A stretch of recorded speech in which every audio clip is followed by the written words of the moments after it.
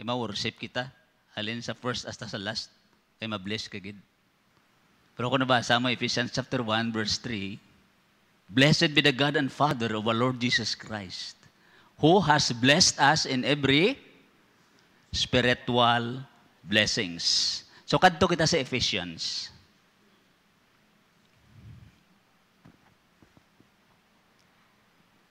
Our text for today is found in chapter 2 of the book of Ephesians, verses 1 to 10.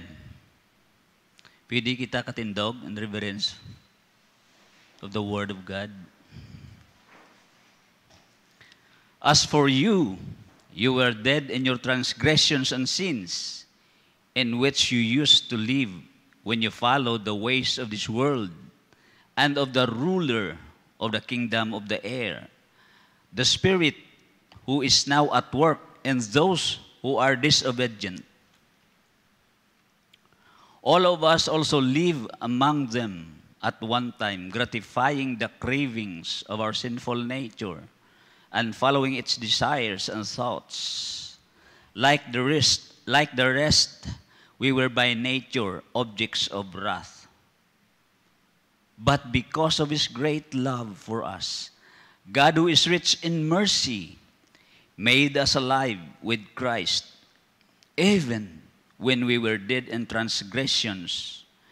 It is by grace you have been saved, and God raised us up with Christ and seated us with Him in the heavenly realms in Christ Jesus, in order that in the coming ages He might show the incomparable riches of His grace, expressed in His kindness to us in Christ Jesus. For it is by grace you have been saved, through faith. This is not of yourselves. It is the gift of God, not by works, so that no one can boast. Last verse. For we are God's workmanship, created in Christ Jesus to do good works, which God prepared in advance for us to do. Let us pray. Lord, we thank you for your faithfulness and by your grace nga makasimba kag makadayaw kami sa imo because gintagaan mo pa kami another life to worship you. Iban subong Ginoo nakabugtaw, hindi nakabugtaw, kundi nga diretso na lang patay sila Ginoo.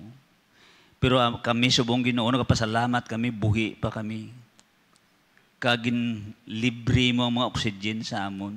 Ang oxygen sa amon nga mga imo katawhan Ginoo. Nagpasalamat kami. Nagapangayo kami subong sa pag-open our hearts and minds sa pag-transform sang imo pulong sa amon kabuhi Ginoo. Because apart from your manifestation sa amon Ginoo, we cannot change our lives. But in Christ, there is nothing impossible with you, Lord Father, to change us and to transform us from death to life. Salamat, Gid. Lord, all glory and honor and thanksgiving we bring back to you. In Jesus' mighty name. Amen and amen. Have a seat.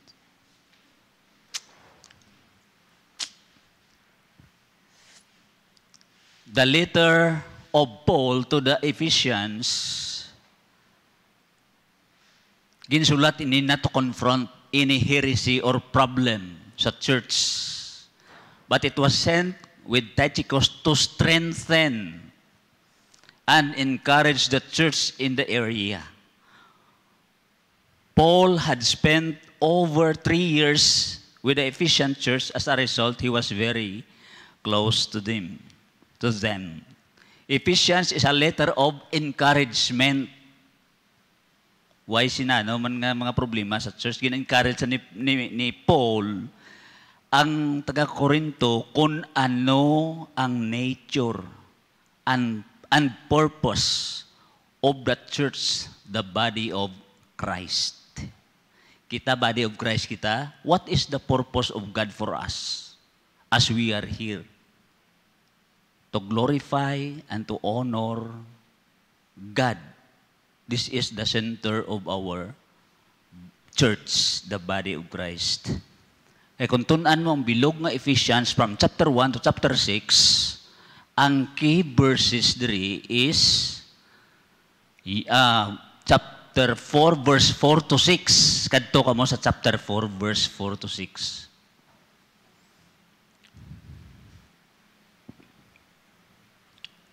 There is one body and one spirit, just as you were called to one hope when you were called, one Lord, one faith, one baptism, one God, and Father of all, who is over all and through all and in all.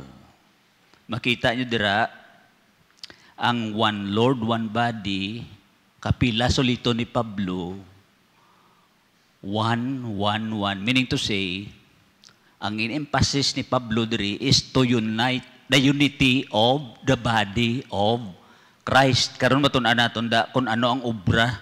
Each one of us has its own functions. Amo ang nature sang church of the Lord Jesus Christ. From chapters 1 to 3, the believers, blessings in Christ. 1 to 3. Kung matuunan mo gid. 4 to 6, the believers walk. Meaning to say, ginapangabuhi sang tumuluo ang ina nga chapter 4 to 6. Kaya gintudluan sila ni Pablo from chapters 1 to 3, amuni kamo ang posisyon nyo kay Kristo. Pero sa diri sa aton passage, ginambalan sila ni Pablo nga patay ka mo. Daw kasubo, no? Daw kasubo, patay ka mo. Pero before tawag kanto sa aton na passage, allow me to share with you the redemptive plan of God to the sinners. Amo ning plano sang Dios matian yung ginmayo from Genesis to Revelation. Kaya ang Bible is a one story, redeeming love of God sa sinners nga nagpalapit sa iya.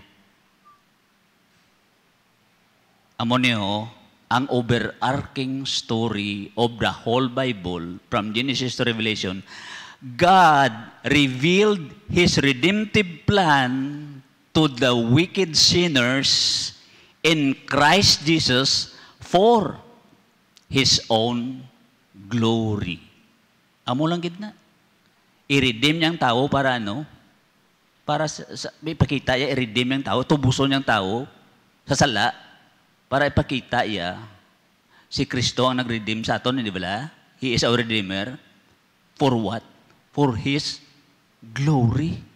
Amo na arit tadi ang church nagadayaw permi sa Ginoo kay we are redeemed by God by His own blood. The precious blood of the Lord Jesus Christ redeem us. Kay without the shedding of blood, there is no remission of sin.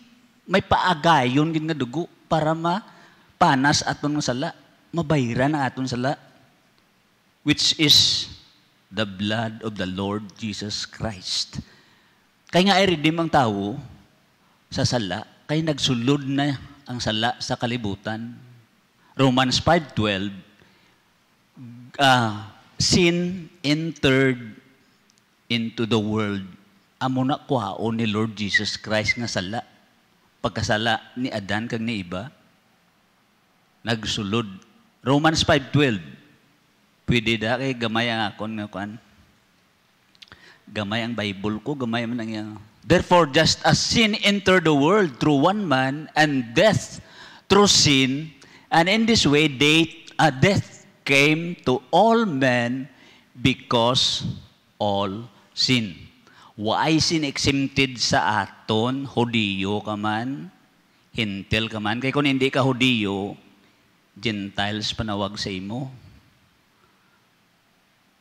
Kung wala si Lord exemption bisan sino nga tawo sa kalibutan. Diri sa aton context, bisan magsulod di kriminal nga nagtuo kay Kristo Jesus, we are one body. Amen? Do ka seryoso inyo? May mga murderer dire nagsulod nga nagtuo, nagbag-o na nagtuo kay Lord Jesus Christ. He is the member of the body of Christ. Sa amo ning ginkuha ni Lord Jesus Christ ang sala, no? Sa John 1:29 nagambal dira nga pagpambaptize ni John the Baptist sa Jordan River. May nagapadulong nga tawo, sino na? Si Jesus Christ. Ano ang bal ni John the Baptist? Behold, the Lamb of God is coming to take away the sins of the world.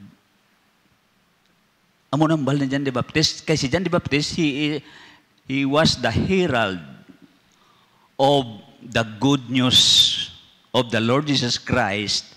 Bold proclamation ang ginhimo ni John the Baptist kung tunan mo ang Mark chapter 1, 1-5.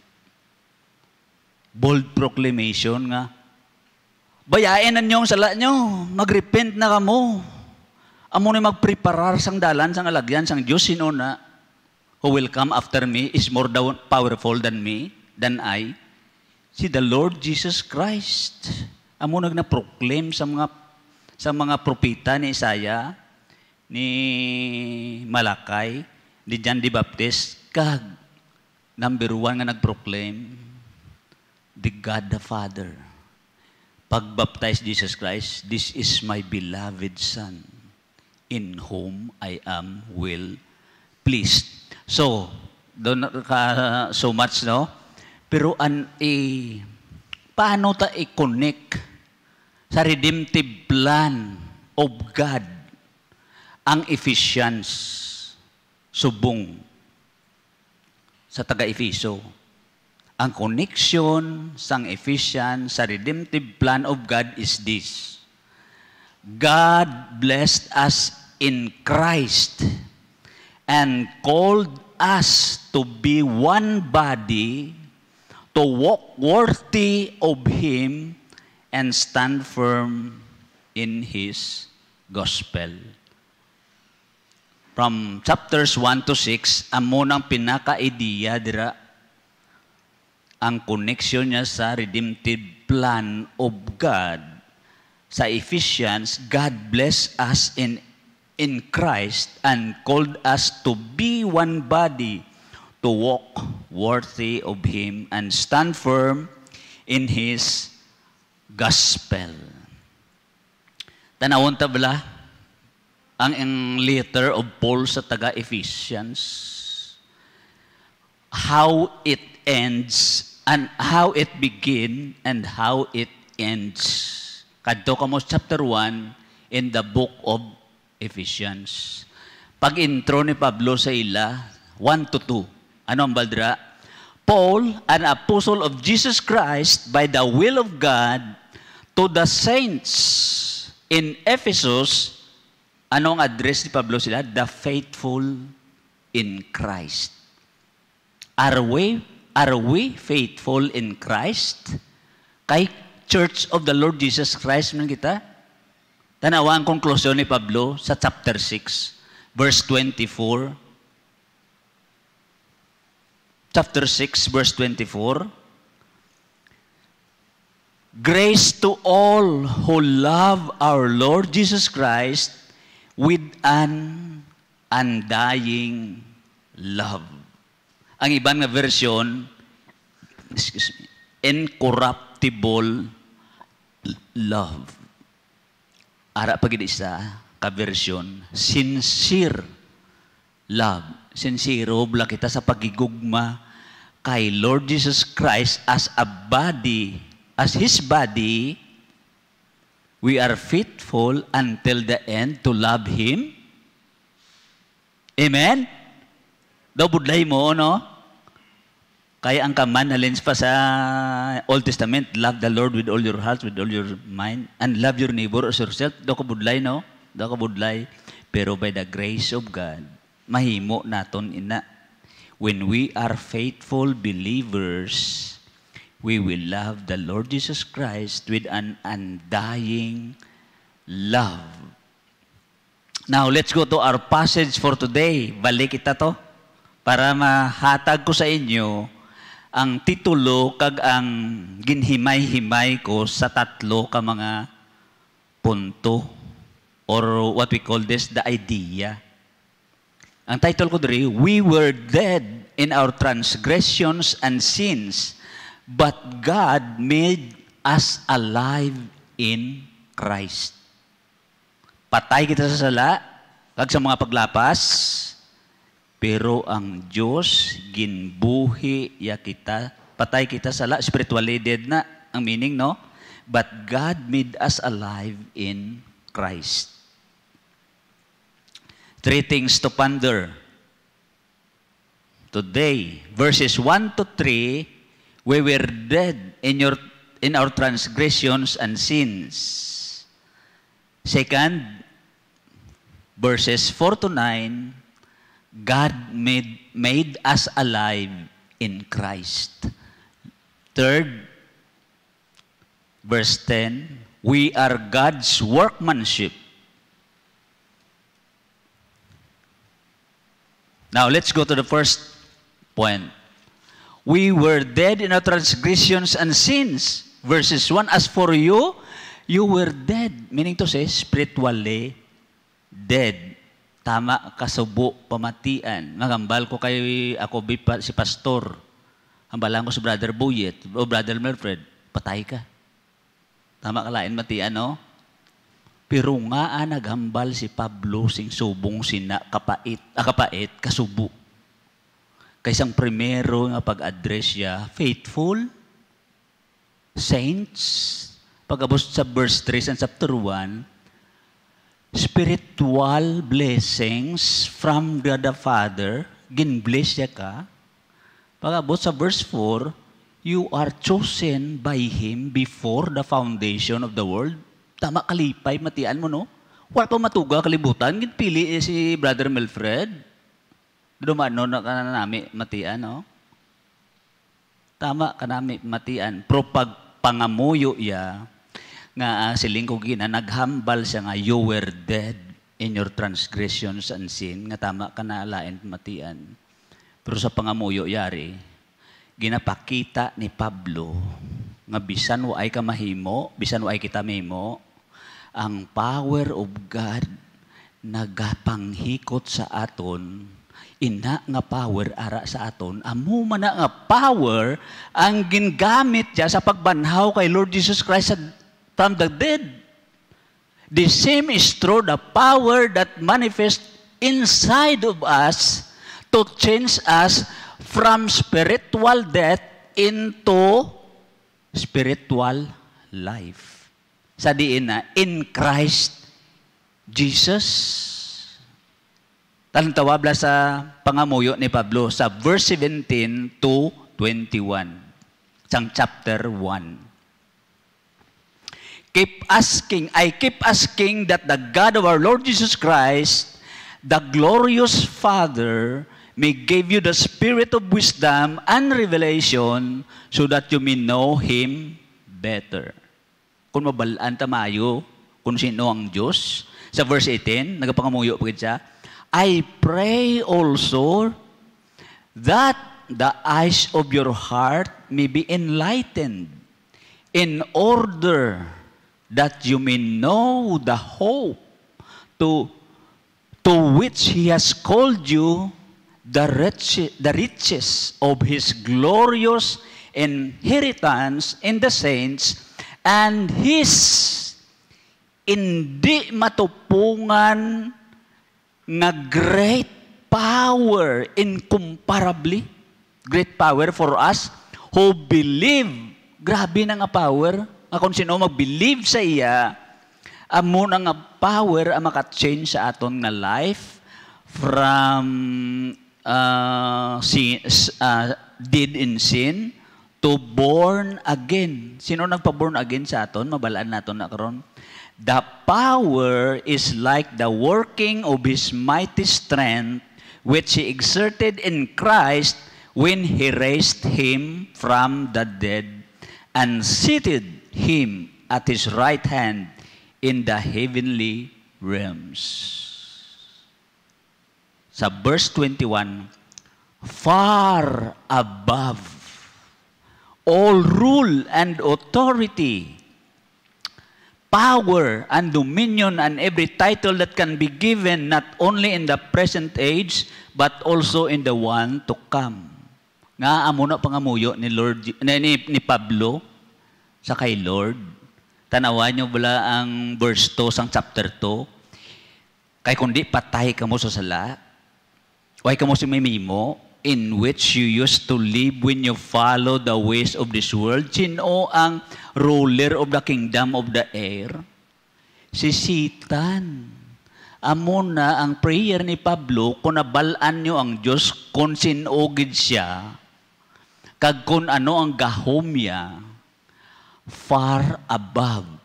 Sa ruler, may ruler diri sa verse 2, may naga-rule man diri sa heavenly, above all rule and authority, power, and dominion sa verse 21. Bisan ano title ni Satan? Prince of the power of the air. Far above all rule, authority, power, and dominion, every title that can be given not only in the present age, but also in the one to come. And God placed all things under his feet and appointed him to be head over everything for the church, which is his body, the fullness of him who fills everything in every way. Gusto sang Diyos tipunon na ang mga tao nga na tuo kay Lord Jesus Christ. Amo nang plano ya. Kag ibutang sa idalom sang tiilan ni Lord Jesus Christ. Tanawabi sa verse 10 sa chapter 1.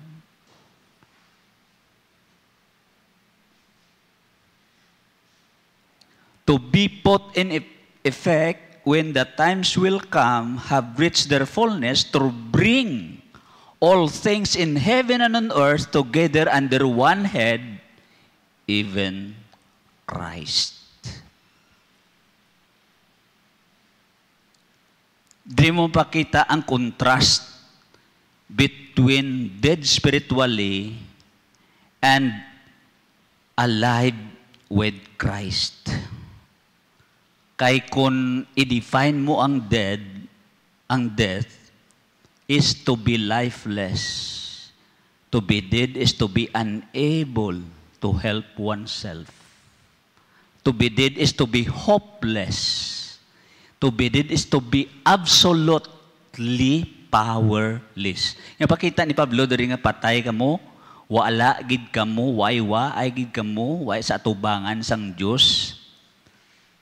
All of us, siling ni Pablo, Jew and Gentiles, sa verse 3 sa chapter 2, all of us also live among them at one time, gratifying the cravings of our sinful nature and following its desires and thoughts.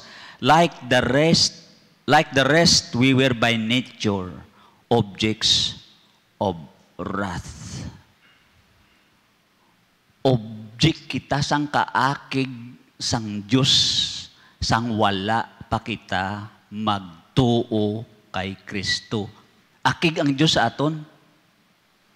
Madamo mga tao, subong sugata mo sa dalan, gakamusta kasi kung kilala mo siya, buhi physically, pero patay spiritually. Amo nga ginatawag kita ni Lord sa pag-evangelize sa ila, sa pag-change ang ilang heart, kung ginasiranta sila sang Word of God.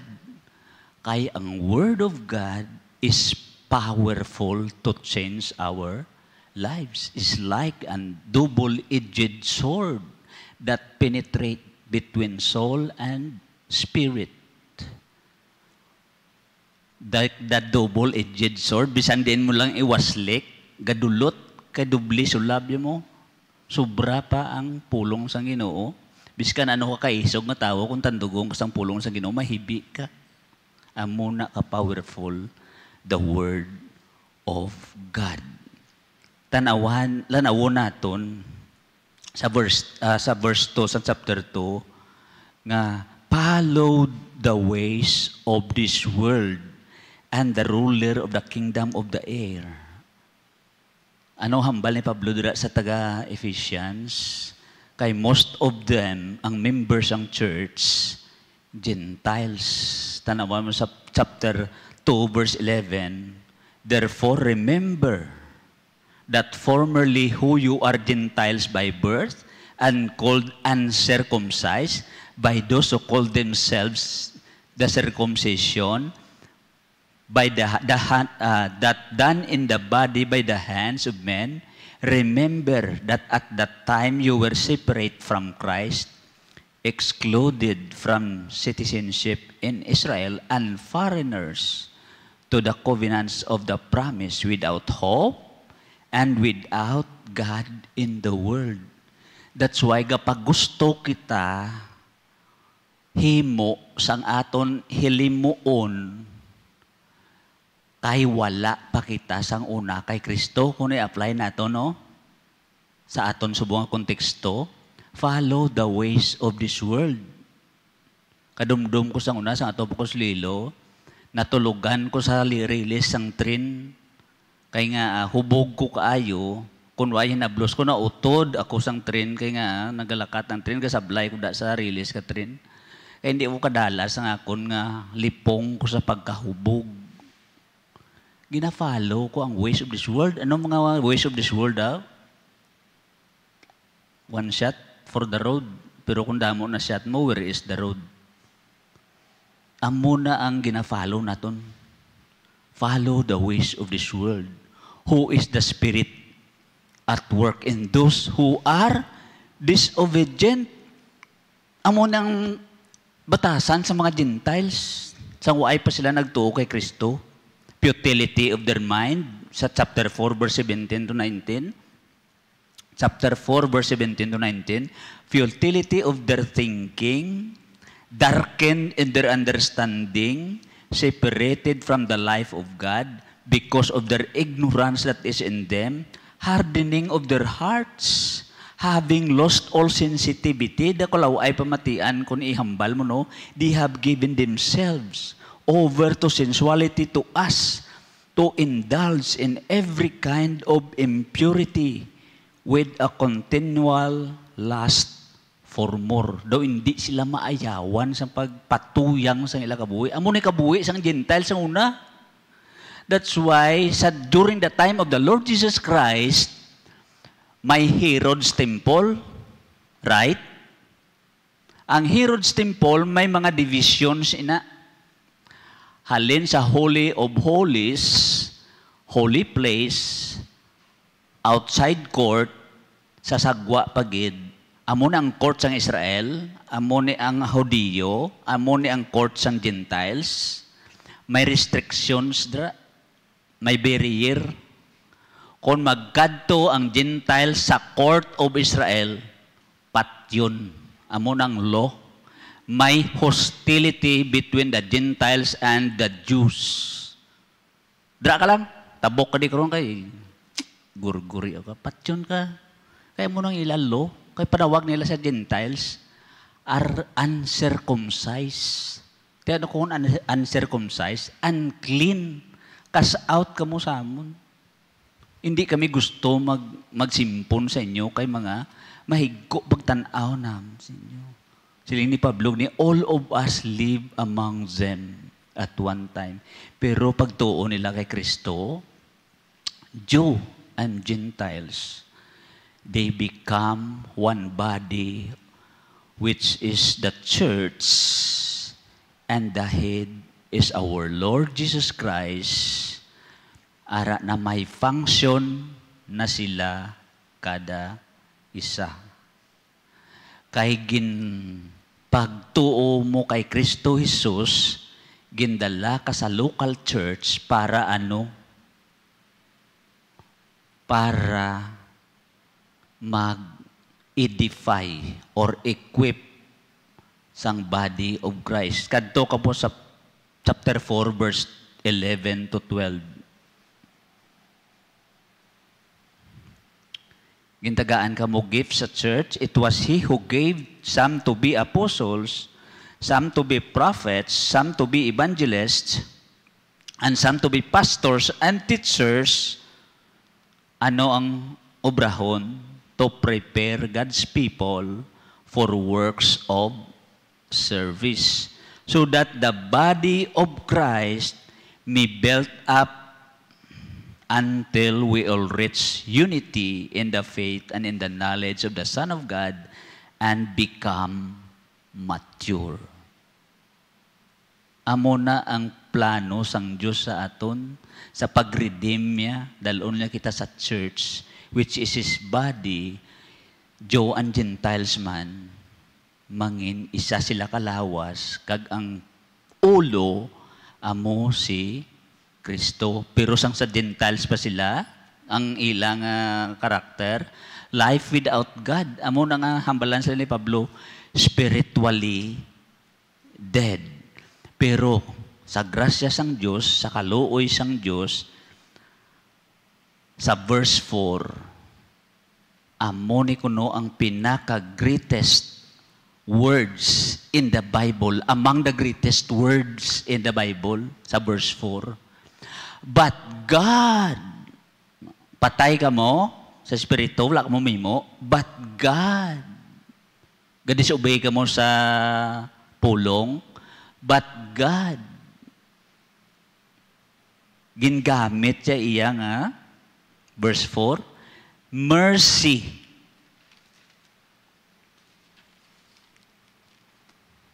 But God, but because of His great love for us, God who is rich in mercy, kita niyo mga words nga, mercy kag love, ever since si Lord is merciful.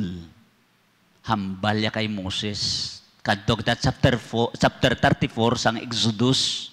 Exodus chapter 34 verse 6. Din ang Exodus gani sa New Testament. Sa Old, no? Exodus 34 verse 6. Nag-offer ni si Moses, no? Nagkuhan si Moses sa kay Lord, no? Nag-chisel sang stone. Sa verse 6, sang chapter 34 sang Exodus, he passed in front of Moses, proclaiming the Lord, the compassionate and gracious God, slow to anger, abounding in love and faithfulness, maintaining love to thousands, and forgiving wickedness, rebellion, and sin. Amo na ka merciful ang aton nga Diyos. Kag amo na ka loving ang aton nga Diyos. Sa Romans 5:8, nagambal dira nga, God demonstrate His own love toward us while we will still sinners. Christ died for us. Amo na ka loving ang aton nga Diyos.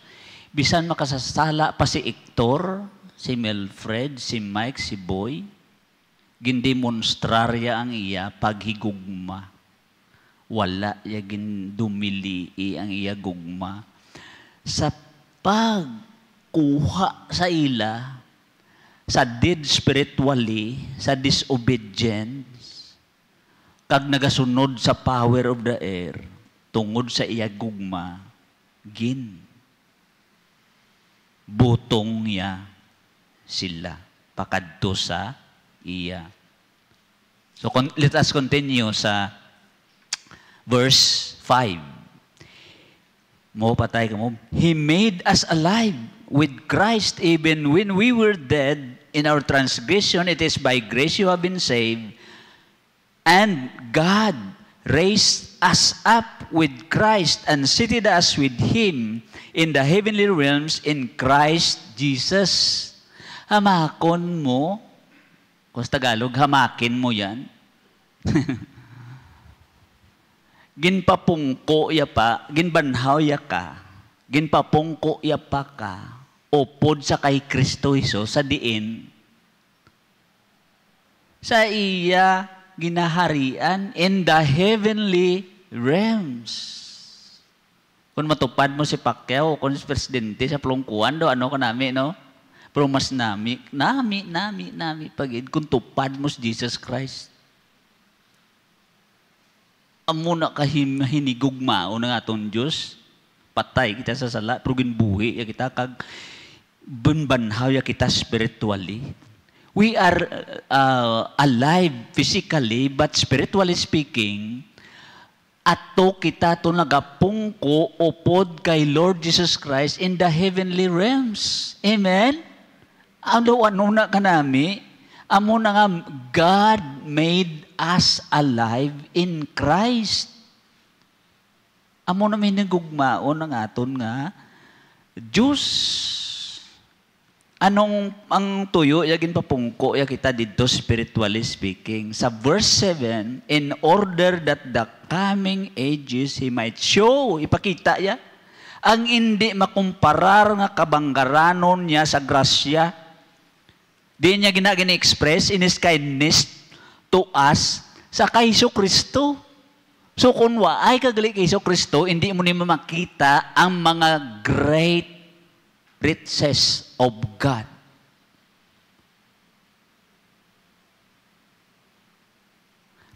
Kay ang mga tao nga wala nagtuo kay Kristo,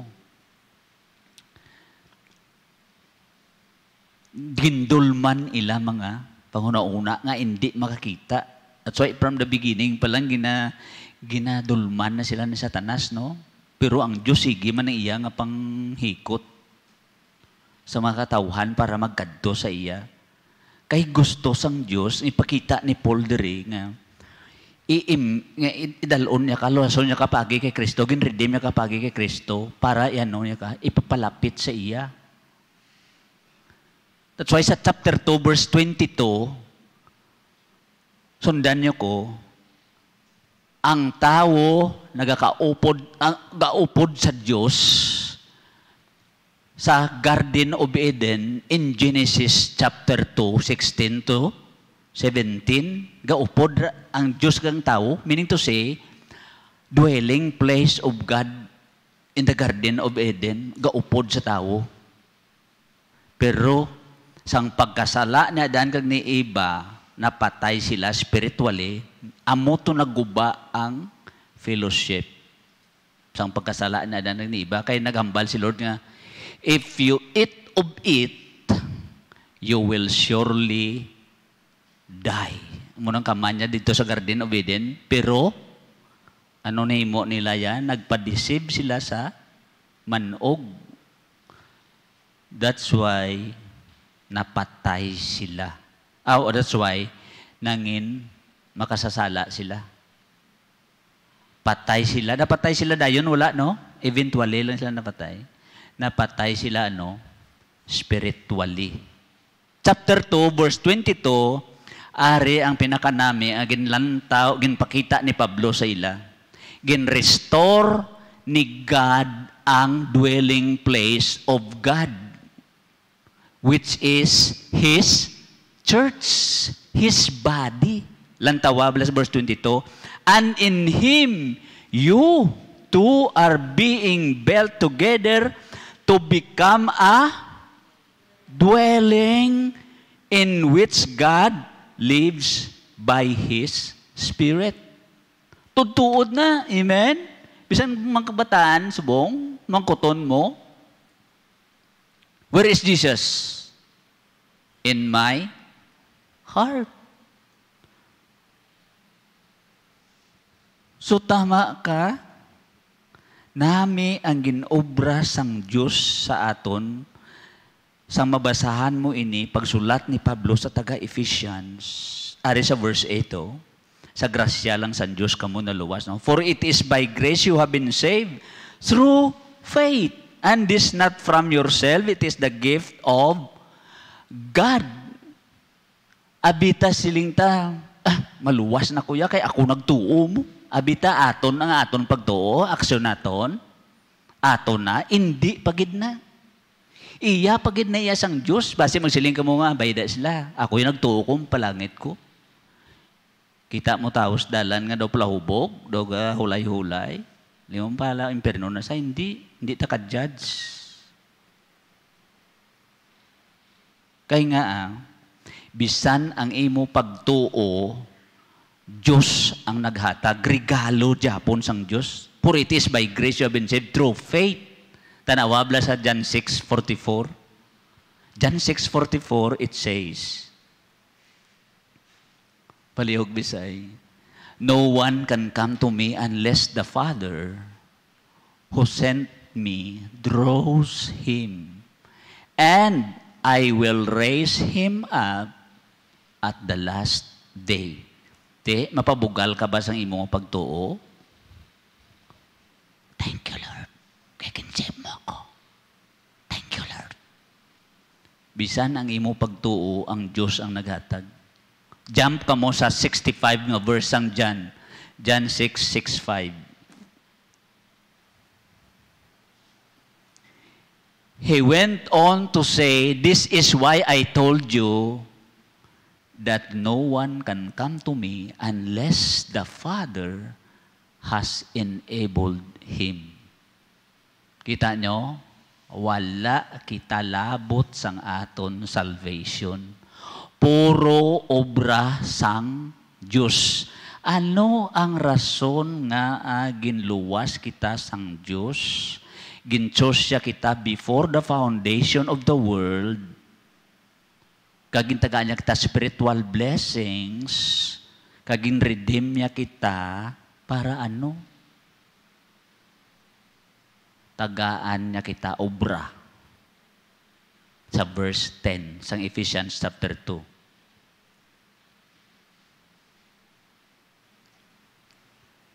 Kay waay kagid may pabugal mo gilaktawan mong verse 9, no? Not by works so that no one can boast. Sa verse 10, we are God's workmanship, created in Christ Jesus to do good works which God prepared in advance for us to do.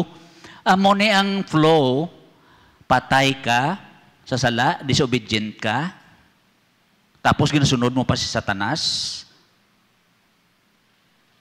luwason ta kadra, tagaan ta ka grasya, regaluhan ta ka pagtuo, kag merciful ako, ang tanan ko nga exert kong tanan ko nga attributes, moral attributes ko, luwason ta kada para tagaan ka obra. Now, anong obrahon naton diri kay we are God's workmanship?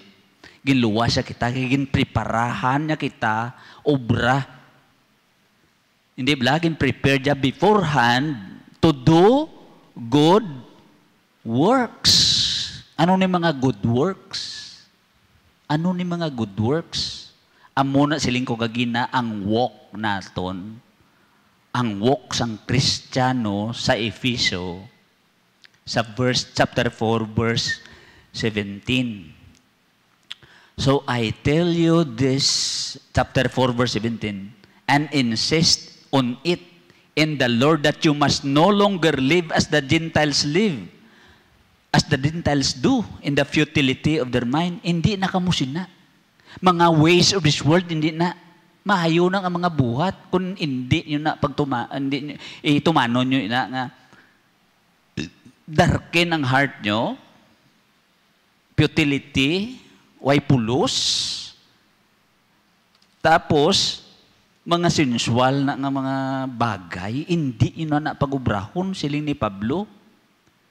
Jump ka sa chapter 5 verse 1. Be imitators of God, therefore, as dearly loved children, and live a life of love, just as Christ loved us and gave Himself up for us as a fragrant offering and sacrifice to God. Amo na ang mga maayong ang buhat nga obrahon naton. Be imitators of God. Kay hindi na kita sadto mag-obra sa mga Gentiles do. Kay nga siling ni Pablo sa Romans 6, hindi nagtamagpadayon sa pagsala. Kay ang grasya sang Diyos magbugana, hindi man sa Romans 6, hindi ba? Hindi ka mo mag-continue sin. Kay patay na kamo nga daan sa sala, makontinue pa kamo. Hindi man, siling ni Pablo sa chapter 6 sang Romans verse 2.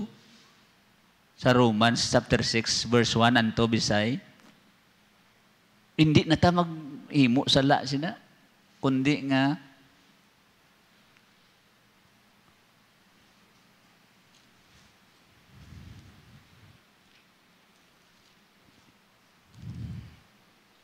what shall we say then? Shall we go on sinning so that grace may increase?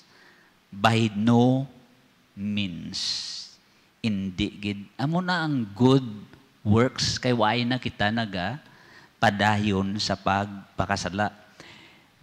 Bisan sa mga pamilya, kay kita disubong nahuman ang church, ng tanan nga nagtuo nga pamilya, sa kay Lord Jesus Christ, pagkadto tadi, church panawag sa ato, no? Body of Christ. Verse 22 sang chapter 5, wives, submit to your husbands as to the Lord. Amon ang gusto sang Diyos, itingob niya kita as one body, bisan sa pamilya ta, ara sa balay nga daan, may unity na kita. Pag-abot sa church, we are united in Christ as one body, supporting in every ligaments. Nakita natin, pero hindi ko na matultulan, no? Pero ang point ko diri, ng dalata kamuda, ang basic unit of the society is family. So makadto sa church ang tanan nga nagtuo nga pamilya nangin bahin sang body of Christ. That's why miskan sa panimalay nyo, bisan sa ulubrahan, kay hambal diri masters, as slave obey your earthly masters with respect and fear. Kay nga in Christ obey kamo kay puro na kamo tanan. Sa kay Kristo, isa na kamo kalawas, ang ulo nyo si Kristo. Amo na agin encourage pag sila ni Pablo sa chapter 6 verse 10. Finally, brethren, be strong in the Lord and in the power of His might. Put on the whole armor of God. Ano ni mga armor of God? Amo ng gospel, pagtuo mo kay Kristo, nasalbar ka. Helmet of salvation, breastplate of righteousness, ginadala-dala mong righteousness Jesus Christ, belt of truth, ang matururan na ginadala mo, ginawagkos mo, kag ang shoes, readiness to share the good news. Amo na ang encouragement ni Pablo sa ila as body of Christ. So kung ara na kamo, mature na kamo sa akon, amo na mahimaya ako sa inyo. Remember, God redemptive plan to the wicked sinners, in rebellia to the wicked sinners in Christ Jesus for His own glory. Amo na ang koneksyon man sang Ephesians sa redemptive plan of God. Amen? Let us pray. Lord, we thank you sa reminder mo sa amon sa book of Ephesians nga patay kami, Lord. Sa waay pa kami magtuo sa imo. Pero gingamit mo ang imo nga power, your great love and mercy towards us in Christ Jesus. Ginbuhi mo kami spiritually, kag ginpreparahan mo kami obra. Ano nang amon lubrahon? To do good works nga aman mo in advance. Ang mga good works. Na we are no longer walk as Gentiles walk. But mag-submit kami bisan sa amon nga panimalay, sa amon nga masters, Lord Father. That's why ma-reach namon ang unity within the church and your name mag-glorify. Salamat, Ginoo. All this we pray in Jesus' name. Amen. Plakpakan ta si Lord.